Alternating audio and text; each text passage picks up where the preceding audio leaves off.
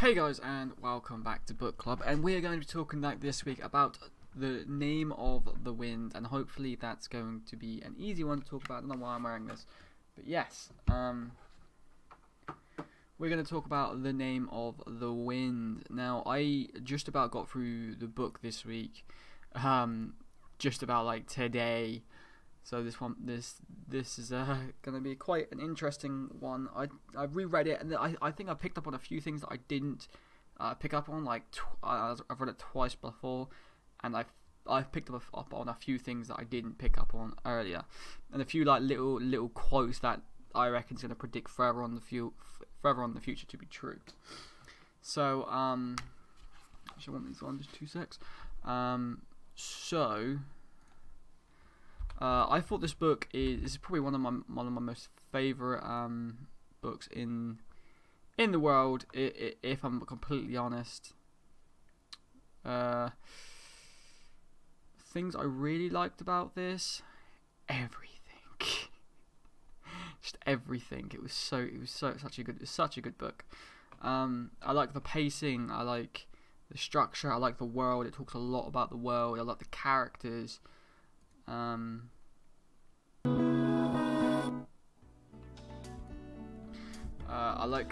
like the pacing. I like the characters. I like the world. I just like everything in the whole story. It's kind of crazy that I would like everything in the story. Like the guy who reads it as well, he's very, very good at reading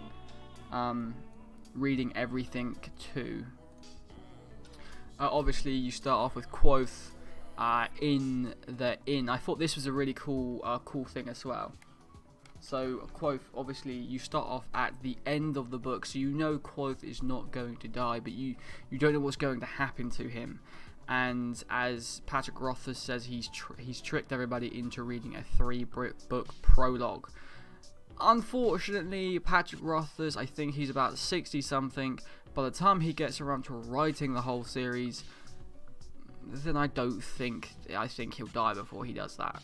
In all honesty, I know that he has problems with his writing because of, I think he has he sees therapists and stuff like that, and it takes him a while to write these things. The same as J.R.R. Martin. Good books take time to write. But there we go. So hopefully, we'll see the real story soon. But yeah, as the story starts with Quoth in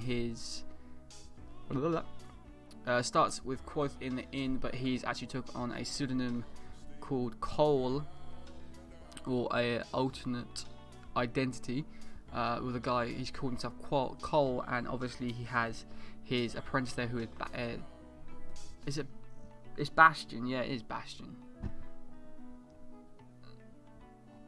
Just making sure I've got that right. Bast. Sorry, it's just Bast, not Bastion. It's Bass. Yeah, Quoth and Bass. But yeah, I thought it was a really cool thing, the way they go at the end of the book, and you sort of see the character, what he's become, rather than what he is going to be. I thought that was a really cool little bit in the storyline.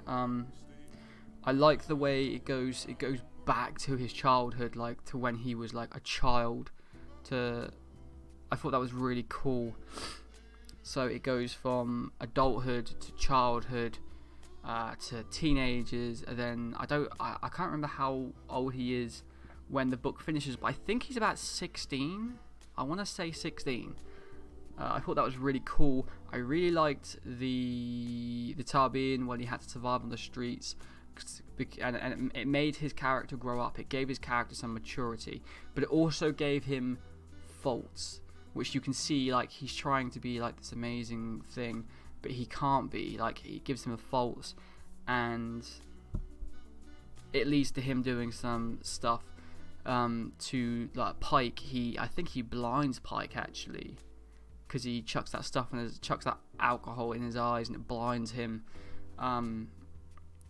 Also, like when he gets to the university, you see him, his personality, like he breaks in and watches the interviews, which I thought was kind of interesting because he's trying to get a jump start on all the other candidates for the university, and I thought that was that was smart. Obviously, it's smart. But obviously, he didn't know the rules then, that he could have got kicked out. So I thought that was pretty cool. Obviously, he has his ongoing rivalry with Ambrose Jackus. Ambrose Jackus. I really liked that thingy, and he learns like sympathy, which is sort of like the mundane magic, not the real magic, sort of the science magic, if you will. And then you've got, he calls the name of the wind near the end of the book, which is really amazing, that scene with Ambrose.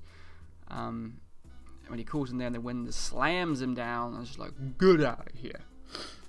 I thought that was really cool. I liked most of the characters. One of my most favourite bits of the book is when he stood there and Elodine goes, jump off the roof.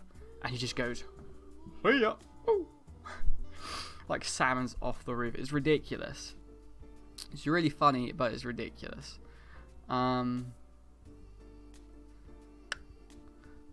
quite a lot of people in this book. Obviously, you have his love interest. Well, this book is kind of like a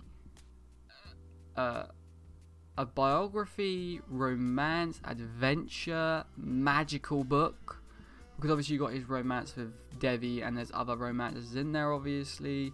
I mean, you get up to just after he gets whipped, his second whipping, and he becomes a Raylar in his university life. But before the book ends and you go to the second book, that will be a voice message. That's never good. I don't want to play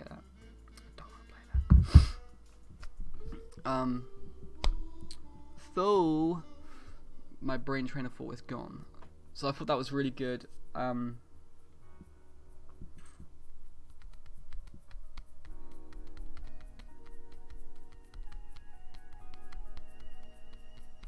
Okay. Sorry, a bit sidetracked. Somebody's messaging me because of a recording that I'm going to be doing soon. So obviously Quoth, when he goes through the university, he's very, very smart, obviously, and he understands things very, very quick, which I like in a sense, because a lot of people, when they find something they're good at, they can very much go straight into something, and they understand it quick, and they pick it up quick. And you know some obviously everybody will know one person who does that. And you see that this kind of like the inside of this person. I also liked the Masters. The Masters I thought were really cool. I really liked the version, the difference in the Masters. Like Kilvin, obviously he's not from Imre. Is he? He's Keldish. Yeah, he's Keldish. So he's a lot different. He comes from a different background, and you can tell, and you can see that, which is really cool. And obviously Quoth gets along with him anyway because he's very travelled himself. I don't think he's ever been to Kildish. So is it Kilden? Something like that. I think it's Kilden. Yeah, he's never been there. And obviously you've got Master Eladine, who's really cool. I like Master Eladine. The way he can call the name of the wind in that, and he's really smart. He's like sort of Quoth. He's like an older version of Quoth. If Quoth never had the disasters when he was younger, sort of, if Quoth didn't have the Chantry destroying his family, the Chantry destroying his family, I didn't even cover that, but I thought that was a really good plot element to the story. Obviously, you got emotional attachment to his parents, to the people in the caravan, in the camp, to his travelling performers. You've got that emotional connection at the start of the book, and you was like, oh, that's wow, cool. What happened? And then all of a sudden the Chantry just slams them down, kills them all. It's kind of heartbreaking because you've actually developed a connection with them for over the last, I don't know how many. I think it was about 3 hours into the book as I was listening to it, and I've connected with all these characters, and they've all just died. I thought that was a really interesting thing to happen, and obviously then Quoth is now on like a vengeance path to try to defeat the Chantry. But obviously is that gonna work? I don't know. Like, nobody knows really. We don't hugely know that, unfortunately. You also have Master Arwell, who is the professional. Who is Master Arwell? Master Arwell. Oh, he's the Medica. Yeah, he's the Medica. Sorry, like I've got all the names here and like trying to read them. Yeah, he's like the guy in the Medica. I thought he was really cool when Quoth got whipped, and he was like, "Oh, what is it called? What is that thing called? It's called a numbing agent, but it's not morphine. Not what he took. I can't remember what he took anyway, but it's called an anaesthetic, I believe. No, that puts you to no, it's an anaesthetic, isn't it? I think so. Not 100% sure on that. Don't quote me. So I thought that was pretty cool when he was talking to him about it, and he was like, "Oh, if I was an older man, I would say that there is no rivalry between our students, but I'm not that old." And I thought that was really cool. Master Lauren, obviously. I don't like Master Lauren. I can understand that he's a bit crazy about his books and he loves it, but he bans Quoth for having a candle in the library. But it's like, no offense, dude, asshole, but you know, the bloke's just been whipped that day. At least have a little bit of leniency. Nobody has explained the rules to this guy, and to get to the rules to this guy, I'm guessing you can't go to the front desk and ask about it. I bet you have to go into the freaking archives to get him. And he's only been there a week, so he might have not read this book, and or all those rules might not be in the book, which I thought was pretty stern of Lauren, if I'm perfectly honest. But you know, I guess it is his library, and if Quoth did set something afire, that would be the whole building would be fucked. Like, there's no way there will be no coming back from that. I like obviously Master Hemme. He's an asshole. And who is the other one? Brandy. You don't really see a lot about Brandy and Hemme just because they're obviously Quoth's enemy masters. I guess they do a lot in the background. Master Herma, who is the Chancellor, which is pretty cool. I like the Chancellor. He's an interesting dude, really. He's linguistic, so far it's pretty cool. Some of the other characters, like Simon, I love Simon's character. He's so like bubbly. He like, whenever there's like a really harsh moment in the book, you can always rely on Simon to come there and comfort Quoth, or come out with some comment to make it sound really to lighten the mood. Willem is Kildish as well, so he's like Kilvin.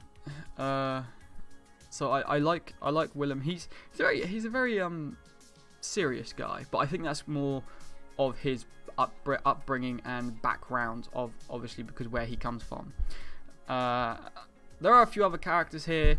I think the only couple really worth mentioning at this precise moment, I think, is is that Aurori? Oh, what was her name? Alori? I can't remember her name. I think it's Alori. The little girl in the sewer, anyway. Well, she's old. Actually, I think she's older than Quoth, but she acts younger. It's really cool. It's really weird.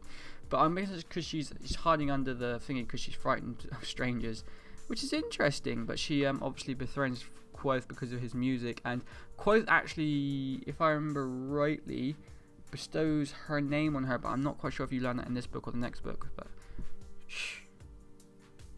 And it's actually, I think it is actually her name, as in her name, which is kind of crazy, which is interesting because and they always have this like little like, what did you bring me? Oh, I bought you flowers inside the like bees' breaths or something like that. I bought you a piece of the moon. I thought that was really cool. And Quoth calls her his little moon fae, which I really did like. It was it showed a part of the university that isn't locked down. The university seems very strict, very stern. Everything's in its place. But this shows that the university isn't flawless, and that there are little things in the university that are living and are going on that nobody knows about. Which Alori is definitely one of those, and she's an interesting girl, I got to admit. There is actually a separate book about her, I believe, which I haven't read, which we may do for this series at some point. Next is Devi, obviously the moneylender who lends Quoth money. She's a very interesting character, that one, because she was expelled from the university for malfeasance, I believe. Well, I'm not sure if you learned that in this book or the next book. I really should be careful with my words, but I can't remember. She's also trying to find a way into the library. No, it's not called the library, is it? It's called something else. I know the place is called the Stacks, but it's called something else. Let me find it here. Archives, that's it. She's trying to find a way into the archives, which I found was really interesting. But overall, this book I thought was pretty amazing.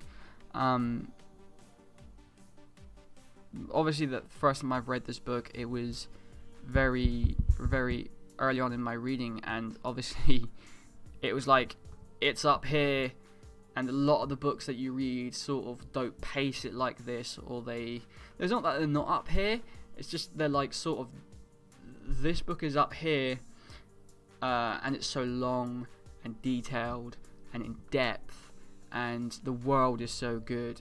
So you'll get some books where the world's good, or the world's good, and then the main character's a little bit weak, or the main character's good, but the world's a little bit weak.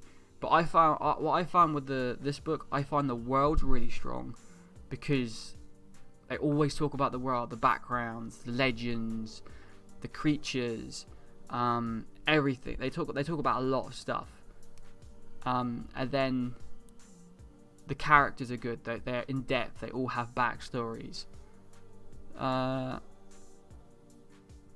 it just really makes me feel.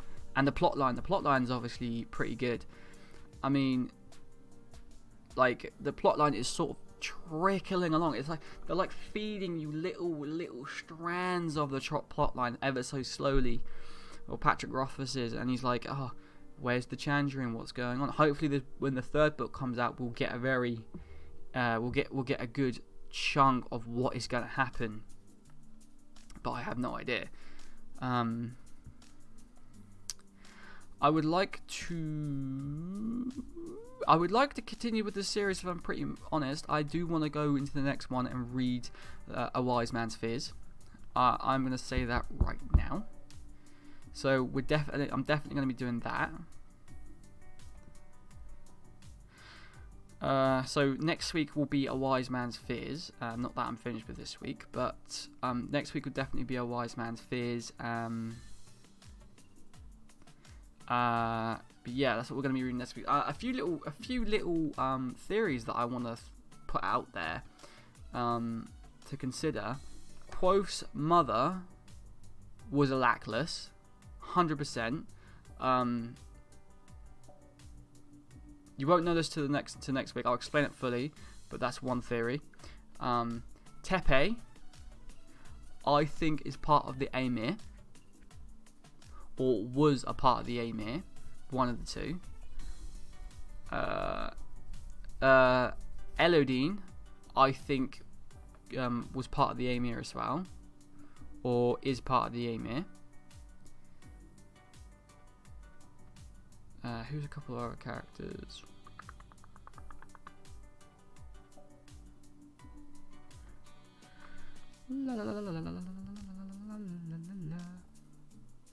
I think that also there's something's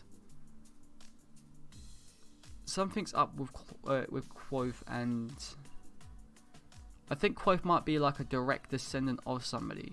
I don't know why. It just seems like he can see and do things too easily. Like, if he is just a normal person, but I reckon that he's a descendant of somebody. I don't know why, but I just think he is.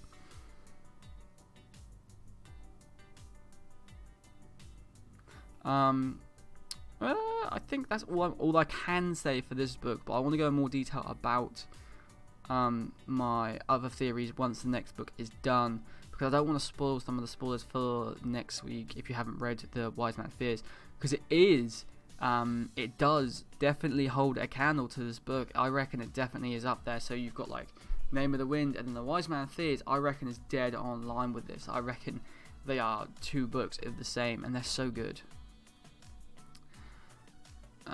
Another character I didn't really mention who is Scarpy.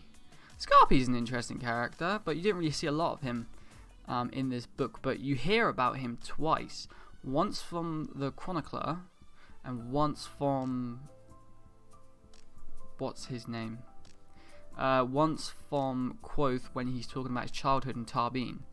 So I think that's interesting as well. So I think Scarpy will maybe make... No, I don't think so. I think Chronicler is like Scarpy's next in line. So I think maybe Chronicler will go with Quoth once these books end, and the real story, as I think, is going to begin. So it should be interesting anyway. So I am going to end it here. Yes.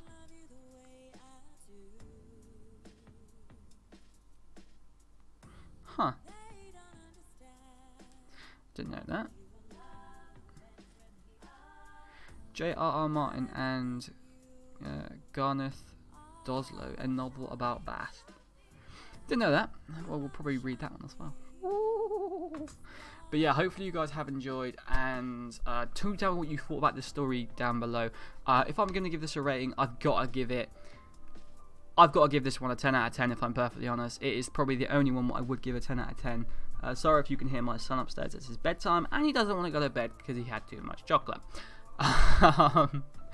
Hopefully you guys enjoy, and I have to go sort some stuff out now. But tell me what you thought about this book down below, and next week is where we can really get stuck into it, because then we'll be completely caught up with this series, and we can really get into the little hunky-dories and the details and the little bits and the theories and everything about it. So hopefully you guys have enjoyed. Until next time, I'll see you later, and peace.